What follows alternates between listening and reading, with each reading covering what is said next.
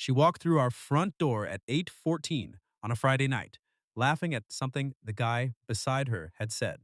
And I was sitting on the couch with leftover pasta, going cold in my lap, staring at the TV like I had never seen anything funnier in my life.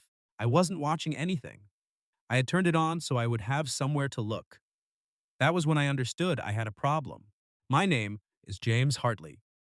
I was 28, renting the second bedroom in a two-bedroom apartment in Austin, and up until approximately 8:14 on a Friday evening, I had been absolutely certain that my roommate and I were just friends, good friends, really good friends, the kind where you share leftovers and argue about the thermostat and know which shelf in the fridge is whose without anyone writing a single name on anything.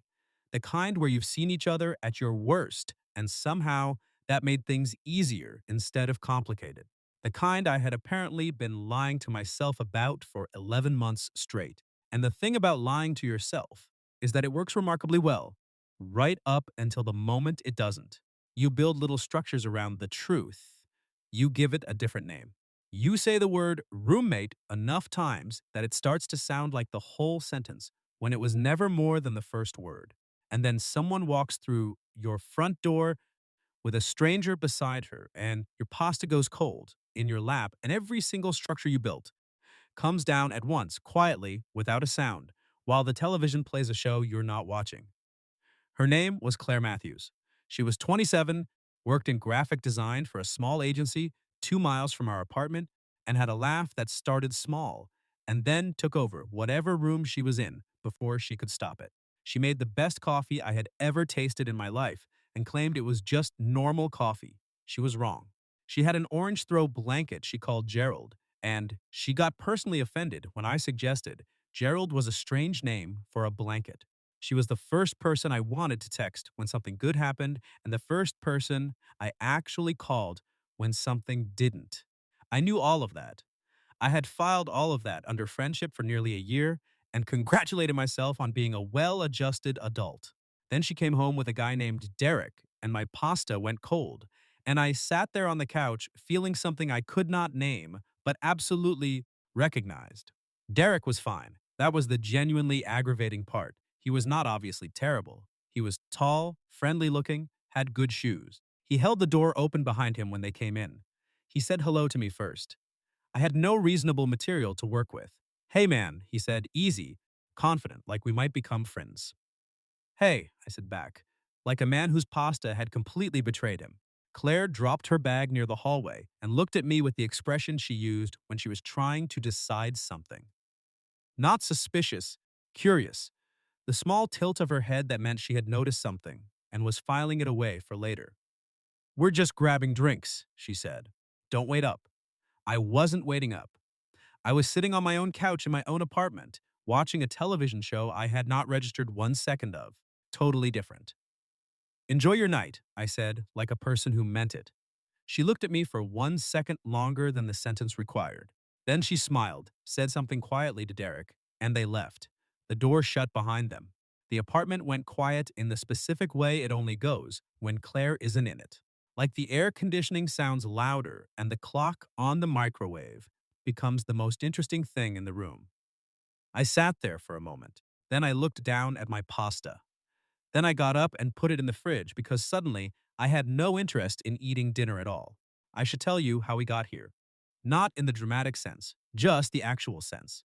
Claire and I met through a mutual friend who thought we'd make good roommates because, and I am quoting directly, you're both ridiculously responsible, and neither of you will leave dishes in the sink for 3 days.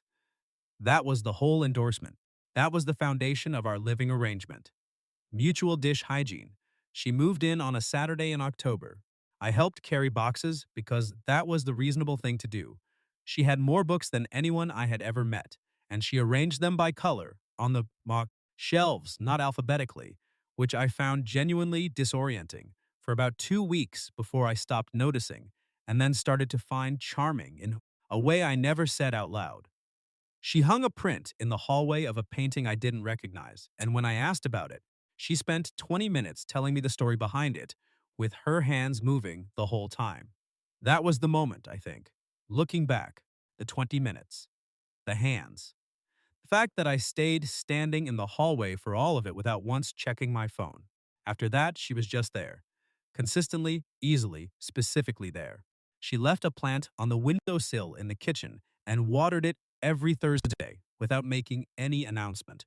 She knew the exact order to load the dishwasher, so things actually came out clean, which I had been doing wrong for years without knowing it.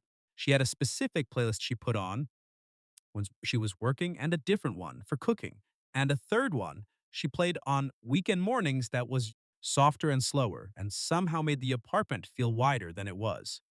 I learned all of this without meaning to. It accumulated the way most important things do, quietly, in the background, while you're looking somewhere else. But I didn't label it. I made coffee the next morning and she said it was fine in a way that made it very clear it was not fine. And she took over the coffee duties permanently, and somehow that turned into a routine. And routines turned into something that felt like home. And home turned into something I didn't examine too closely because examining it felt dangerous. So I didn't. I called her my roommate. I introduced her to people as my roommate. When my sister asked about her for the fourth time in 2 months, I said we were just roommates. Claire and I got along. Well, the apartment was great. Please stop giving me that look at the dinner table. My sister had given me the look anyway. She always did. Now it was a Friday, and Claire was out with Derek, and I was sitting on my kitchen counter eating cereal at 9 o'clock because suddenly the couch felt strange to be on alone. My phone buzzed. My friend Marcus. How's the Friday treating you? I Fine. He sent back a skeptical emoji. Truthfully, he had earned it. I should also tell you about Marcus because Marcus factors into what happened next. And I feel he deserves some explanation before he opens his mouth. Marcus Webb had been my best friend since college. He was an architect, extremely good at understanding structural problems, which he applied as enthusiastically to buildings as he did to other people's emotional situations. He had the singular gift of seeing things before I was ready to see them and absolutely refusing to be quiet about it. He once told me 3 months before my last relationship ended that I looked like a man solving a problem rather than a man in love. I had argued with him for a full hour. He had been completely, entirely, irritatingly correct. He also had impeccable timing in the way that only very perceptive people do, which was another way of saying, he called me exactly when I needed someone to talk to and then said the exact thing I wasn't ready to hear. I called him because I had nothing else to do, and the cereal wasn't helping. He answered on the second ring. Something happened, he said. Not a question. Nothing happened. Claire brought someone home and they went out for drinks. Long pause. And you're calling me. And I'm calling you. James. Don't. You're jealous. I'm not jealous. I don't know what I am. That's what jealous feels like when you've been pretending not to be it for a year. I ate cereal without answering him. He let me. That was one of the things about Marcus. He could sit in silence with you without needing to fill it, which was rarer than it should be and more valuable than most people understood until they actually needed it. Then he said, you like her, not cruel, not teasing, just flat and clear and a little tired, the way Marcus got when he had been patient for a long time and was ready to stop being patient. She's my roommate. She's also a person you like, and those two things can both be true. I stared at the kitchen wall. The magnet on the fridge that Claire had put up said something about coffee in a font I could never fully read, and I had never asked her what it said because somehow that felt like opening a door. There was also a photo of her and her college roommate stuck there with a little clip. It had been on the fridge since October. I had looked at it every single morning for 11 months and was only now admitting to myself why I could find it for cross the chanchin without trying. I know, I said. Another pause. Shorter this time. So what are you going to do? I put my cereal bowl in the sink. I don't know yet. Marcus said, don't wait until it becomes a bigger problem. I said goodnight. He said goodnight. I went to bed before 10 on a Friday, like a man who had his feelings completely managed. I did not sleep much. Claire came home at midnight. I heard her keys, the door, the soft sound of her shoes coming off in the hallway. I heard the kitchen faucet run for a minute. Then her bedroom door. Then quiet. I lay in the dark feeling like someone who had discovered a leak in his ceiling and was actively choosing not to look up. Saturday morning, she was already making coffee when I came out. Gerald, the blanket, was on the couch. Her laptop was open on the kitchen table. She was standing at the counter in an oversized sweatshirt and wool socks, staring at the coffee machine like it owed her something. Her hair was in a slightly chaotic bun that she had clearly not looked at in a mirror, and she had a tiny ink mark on the side of her wrist from working last night, and she was standing in my apartment at 9 in the morning, looking like the most familiar person in my life. All of that was not new. What was new was that I let myself notice all of it instead of filing it somewhere else. When I walked in, she looked up when I walked in. Morning! She handed me a mug without me asking. That was the thing about Claire, she remembered. She noticed. She had been making my coffee for 11 months, and she had figured out exactly how I took it before I had ever said a word, and she acted like that was completely ordinary. Maybe for her it was. Maybe remembering people was something she did without effort. But I had not always been remembered correctly, and I knew the difference between someone paying attention and someone performing the idea of paying attention. Claire just paid attention, simply, without making a ceremony of it. How was last night? I asked, because not asking would have been stranger. She turned back to the counter. Fine. Good. She tilted her head a little. Derek's nice. That's great. He's very enthusiastic about hiking. I opened the fridge. I don't hike. I know you don't. She didn't say it meanly, just like a fact she owned. I poured orange juice. She poured her coffee.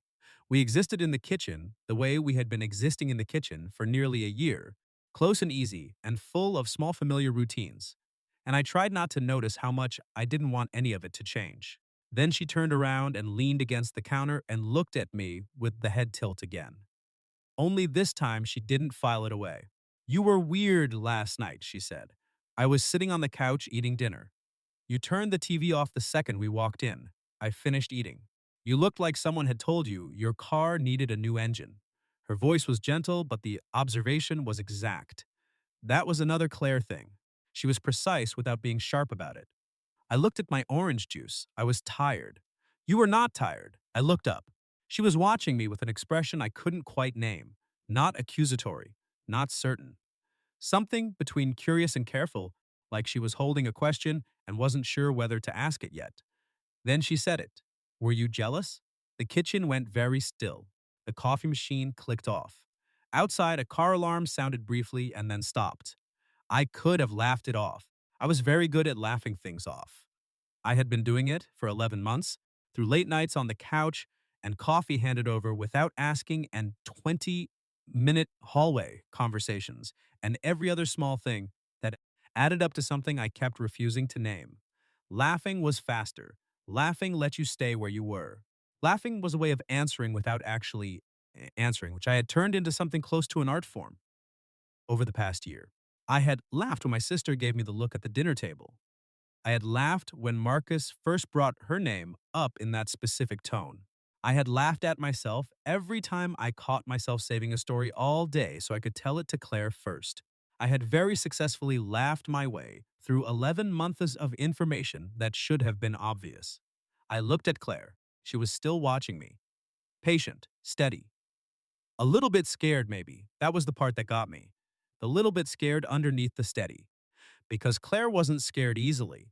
She argued with difficult clients without raising her voice. She had once calmly walked back into a restaurant and told the waiter his math was wrong on our bill and waited while he recalculated without any trace of awkwardness. She had driven me to the ER at 2 in the morning when I thought I was having a heart attack and turned out to be having a panic attack. And she had sat in the waiting room the whole time and never once made me feel stupid about it. When I came out and apologized for ruining her night, she had waved me off, like I had done something completely ordinary, which from her meant she had meant it completely. She didn't scare easy, but she looked a little scared right now. I set my glass down on the counter. Yeah, I said. I was. She didn't answer immediately. That was worse than any answer she could have given me. She looked at the mug in her hands, then at Gerald on the couch, then at some middle point between us like the apartment might have instructions written somewhere she hadn't read yet. Claire, I said, say something. She looked up. Her face had changed, not to something bad, to something honest, which was somehow more nerve-wracking. How long? She asked. I thought about lying. I didn't. A while. She nodded slowly. Okay, now you sound like me. That caught her. A small surprised laugh. Just one, and then she pressed her mouth together to stop it. But I had seen it. That was enough. I'm not saying this to make things complicated, I said. And I'm not saying it because Derek took you to get drinks, and I suddenly noticed my feelings, and not like an idiot in a movie, she said quietly. How long is a while? I leaned back against the counter. I think since the hallway. When you told me about the painting. She went still. That was October. Yeah, we've been living together for 11 months. I know. She looked at Gerald for a long moment. Then she said, James, I need to tell you something and I need you to actually hear it and not do that thing. You do where you make a joke so nobody has to sit in the uncomfortable part. I crossed my arms. What thing? The thing. She gave me a look where something real happens and you hand back a one-liner like you're returning something you didn't order. I breathed out. Okay, I'm listening. She set her mug on the table. She stood up a little straighter like she was preparing to say something she had decided to say before she could undecide it. I have also been ignoring something for a while, she said. My chest did something odd, not painful, more like bracing, she continued. I went out with Derek last night because I thought it would help, like if I was doing the normal thing, going out and meeting someone, I would stop being so aware of you all the time. She paused. It didn't help. She looked at the counter between us. He talked about hiking for 45 minutes. That's a lot of hiking. So much hiking, she said. 3 different trails. 2 of them in states I have never been to. He had opinions about trail mix that I did not expect anyone to have. And all I kept thinking was that you would have made a face at the 15-minute mark and I would have had to look away. So I didn't laugh. I didn't say anything. She kept going. That's not a fair reason to not enjoy a perfectly fine date, and it's not Derek's fault. He was perfectly nice and very earnest, and he talked about hiking with real genuine enthusiasm, and I sat across from him, feeling terrible the entire time because none of it landed, because I was sitting across from someone who was trying. And all I could think about was the person I left at home, eating leftover pasta. She stopped. Her voice went quieter. That's not something I can keep doing. I can't keep going out trying to feel something and then coming home to the thing I was trying to replace. She stopped, swallowed. I looked at her. You knew about the pasta? I always know about the pasta. She almost smiled. James, I live here. The kitchen was quiet in a different way now. Not the empty quiet from last night. Crowded with something neither of us had said for 11 months. I stepped away from the counter, not toward her, just away from it, like I needed to not be propped up by anything while I said the next part. I should have said something before last night. She nodded. I should have too. Why didn't you? Because you're my roommate, she said, and I didn't want to lose the apartment. I stared at her. That's not entirely a joke, she said. Her voice went a little quieter. You make everything easier, James. The mornings. The evenings, the part where something goes wrong, and I don't want to deal with it alone. I didn't want to say the wrong thing and turn all of that into something awkward we couldn't undo. I understood that. Exactly. The math of it. How something can feel worth protecting so much that you protect it right up until it disappears anyway. I said. I kept telling myself that calling you my best friend was the honest version, that I was being accurate. She looked at me. Were you? Not even a little. She looked at the window. Then she said, quietly and seriously, I am scared of this. I know. No. She turned back to me. I mean it. I'm scared of the actual this, of saying it out loud and it being real and then something going wrong because something always goes wrong. And then I have to find a new apartment and all my books are organized by color and moving them is a nightmare. I almost laughed. I stopped myself. What if nothing goes wrong? I said. She looked at me. That's an optimistic sentence. I've been practicing. That got a real smile. Small and fast, but real. We stood there on opposite sides of the kitchens in the Saturday morning light with Gerald on the couch and the coffee machine off, and 11 months of small accumulated things sitting between us, waiting to be called what they were. I said, I'm not asking you for anything dramatic right now. I'm not standing here making a speech. She tilted her head. You're kind of making a speech. I'm providing context. That's the speech version of context, Claire. I looked at her directly. I just don't want to go back to pretending I didn't say it. She held my gaze for a long moment. Then she nodded once. Okay, okay, like you mean it? Okay, like I also don't want to pretend. She pressed her lips together. Though I wanted on the record that your timing is inconvenient. How is my timing inconvenient? I have a project due Monday. I exhaled, something almost like a laugh. Your project due Monday is not related to this. Everything is related to everything when I'm stressed, she said. But she was smiling now, really smiling, and the kitchen felt warmer than it had 10 minutes ago by a significant degree. I went back to the counter and picked up my orange juice. She went back to her coffee. For a minute, we just stood there the way we always stood in the kitchen, except not exactly the same. The same in shape, so different in weight. She said eventually, "What happens now?" I thought about it. "We have breakfast." "That's it? That's the first part." I looked at her. "We've already spent 11 months doing everything else backward. We can start the actual beginning correctly." She considered that. "We don't have anything for breakfast. We have eggs. I'm not making eggs at 9 a.m. on a Saturday, James. I can make eggs." She looked at me for a full second. "You burnt eggs last time. I have improved, have you?" "Meaningfully." She pointed at the pan on the stove. "Prove it." So I made eggs. They were not perfect. The edges crisped a little too much and I slightly oversalted them because I was talking instead of measuring. But Claire sat at the kitchen table and ate all of hers and didn't say a word about the edges, which from her was practically a standing ovation. We ate and talked about her project and about nothing and about the neighbor down the hall who had apparently gotten a second dog without telling the building management. Normal things. Ordinary things. Except every time I looked up, she was looking back, and neither of us looked away as fast as we used to. That was new. That was different. That was the one small thing that meant everything had shifted. Write in the comments right now. Have you ever been jealous of someone before you were even willing to admit you cared about them? Drop it below.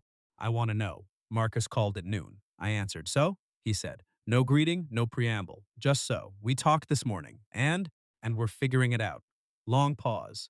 I could hear him deciding whether to say something. He said it. I told you. I know. A full year, James. I'm aware of the timeline, Marcus.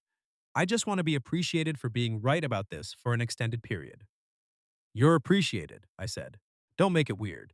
He laughed. Is she still planning to see Derek again? I don't think so, because of the hiking. 45 minutes of hiking conversation, I confirmed. That man talked himself out of a second date. In fairness, he didn't know the context. Context is everything, Marcus said. That's just life. He was right. Context was everything. 11 months of shared context, of coffee and leftovers, and late conversations, and the slow build of someone becoming the person you reach for before you've thought about reaching, that was not nothing. That was the whole thing. That had been the whole thing for a long time, and I had just been careful not to look at it directly. After I got off the phone, I knocked on Claire's bedroom door. She was working on her project at her desk, laptop open, hair in a messy bun, reading glasses on. She wore reading glasses when she worked, and she always seemed vaguely embarrassed about them, which was completely unreasonable. I need to ask you something, I said. She swiveled her chair. Her glasses were still on.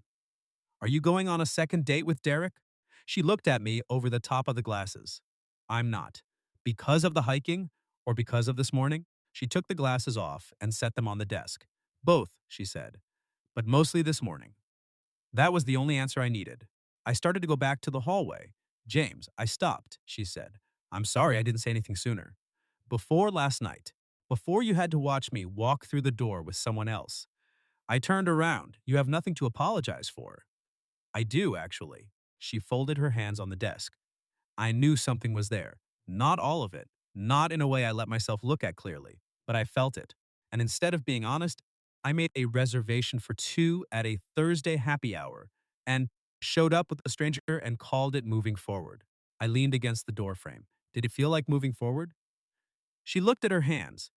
It felt like running in the wrong direction really fast and hoping the momentum made it feel like progress. That's a precise way to describe it.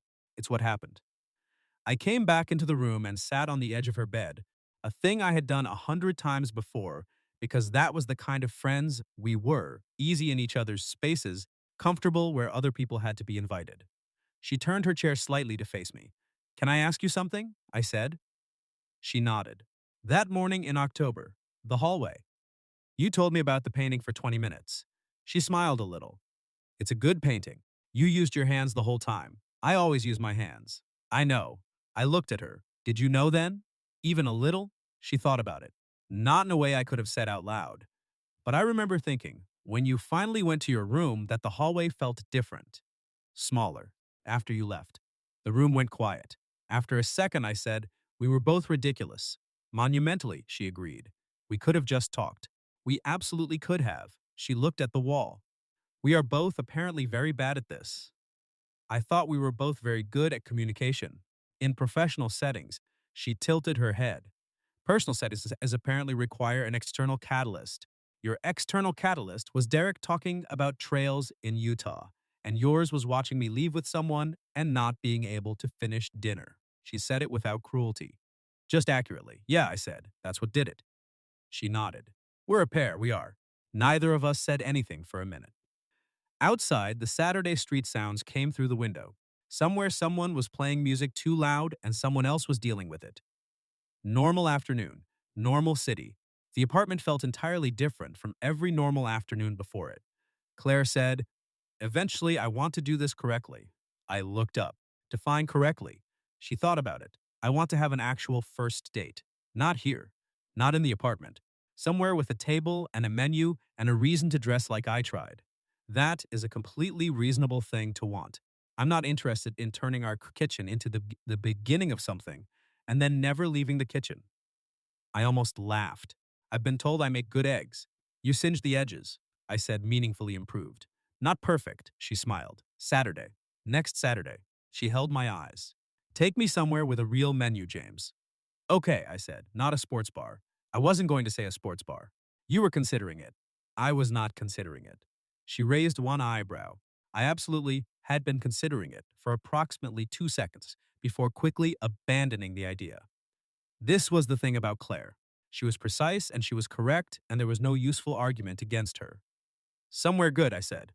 I'll figure it out. She nodded once, like it was settled. Like the most complicated conversations of the last year had arrived at its conclusion, and now she could get back to her project. She put her reading glasses back on and swiveled toward her laptop. I sat there for a moment longer than I needed to, which she noticed. James. Yeah, go do something productive. She didn't look up. I have a deadline. I stood up, pulled the door halfway closed. Claire. For what it's worth, I said. I really like the painting. I still don't know what it's called. She looked over her shoulder, and the smile she gave me was different from all the other ones. Not small, not pulled back, just real and full and pointed directly at me. I'll tell you over dinner, she said. Next Saturday. I went back to the living room and sat on the couch and picked up my phone and put it back down and looked at Gerald, the blanket on the cushion beside me. Then I looked at the hallway and the kitchen and the print on the wall I still didn't know the name of. Everything looked the same. The bookshelves organized by color, the coffee machine on the counter, the same apartment we had been sharing for 11 months. Nothing had moved. Nothing had changed in the physical sense. Everything was different in every other sense. I texted Marcus a single word. Happy, he responded immediately. Told you. I put my phone face down on the cushion and didn't reply because he had told me and we both knew it. And sometimes the right thing to do when your best friend has been correct about something for a year is to give him the silence and let it count as a standing ovation. Write in the comments. Did I wait too long or did it take exactly as long as it needed to? And have you ever had a moment where you saw your own feelings clearly for the first time and immediately wished you'd seen them about 6 months earlier? Next Saturday came. I took her somewhere with a real menu and good lighting, and a reason to dress like she tried. She wore a dark green dress and earrings I hadn't seen before, and I noticed both of those things immediately and pretended for approximately 4 seconds that I hadn't. I got there 3 minutes early because I was not going to be the person who arrived to his own first date running behind. I had researched the restaurant on Tuesday, checked the menu twice, and picked a table in the corner by the window because it had good light and nobody could sit directly beside us and listen. She came in exactly on time, saw me already seated, and said, "You're nervous." I said I was not nervous. She sat down across from me and unfolded her menu and said, without looking up, "You tucked in your shirt." I look at the menu. I often tuck in my shirt. You do not often tuck in your shirt, James. There's no winning this, is there? She looked up over the top of her menu. No. But it's charming that you try.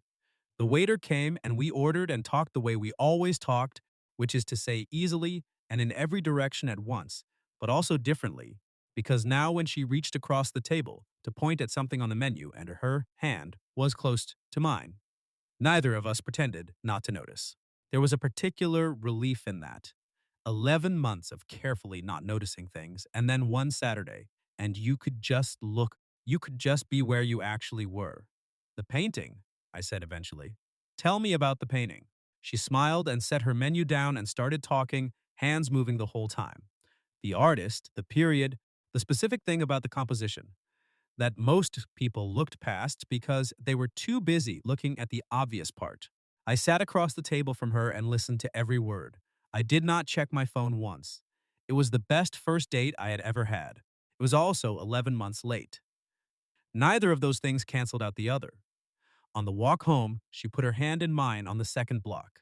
Not dramatically. Not announced. Just reached over and took it like she had been planning to, and had finally decided the moment was right and did not need anyone's permission to act on it. I held on the same way. The city moved around us the way it always moved, fast and indifferent.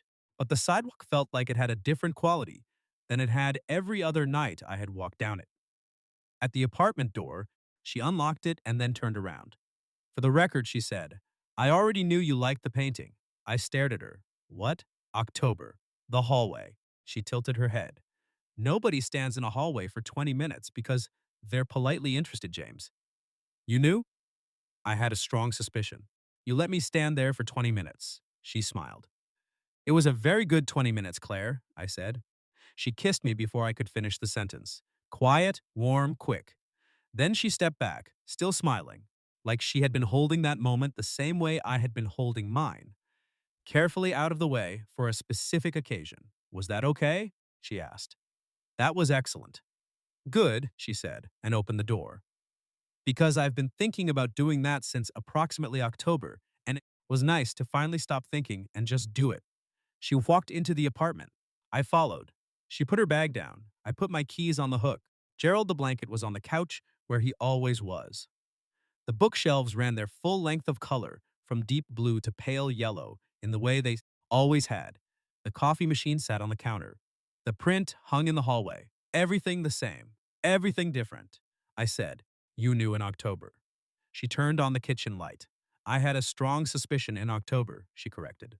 "I knew at Thanksgiving when you drove 4 hours to pick me up from my parents' house. Because my car broke down, and you didn't make it a big thing, you just came. You texted me that you were on your way before I had even figured out what to ask or who to call. I looked at my phone and saw your name and felt something I had no good explanation for, and I filed it under gratitude because that was the easier word." I looked at her. "You never said anything then either." She filled a glass of water at the sink. "Neither did you. Fair point." She leaned against the counter. "We're both very stubborn, apparently, and also a little oblivious. Speak for yourself." She gave me the look over the rim of her glass, the specific look that meant she had thought about this more carefully than I had and was being generous by not saying so directly. "Both of us," she said, "equally." She was right. She was almost always right. I was going to have to get used to saying that more often, which did not feel like a burden at all. I sat down on the couch. She came over and sat beside me. Gerald was between us for approximately 40 seconds before she moved him to the floor, which he withstood without comment.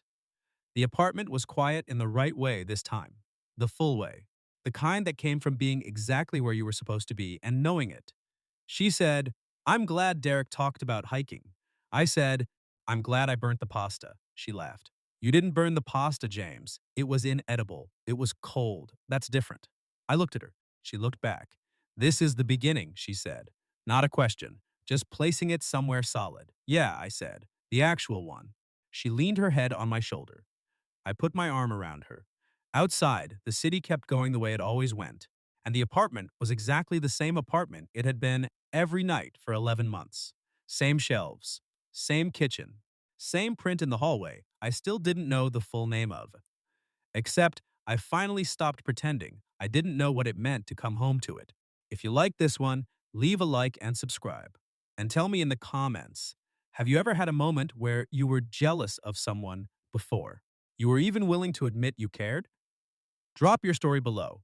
I'll see you in the next one.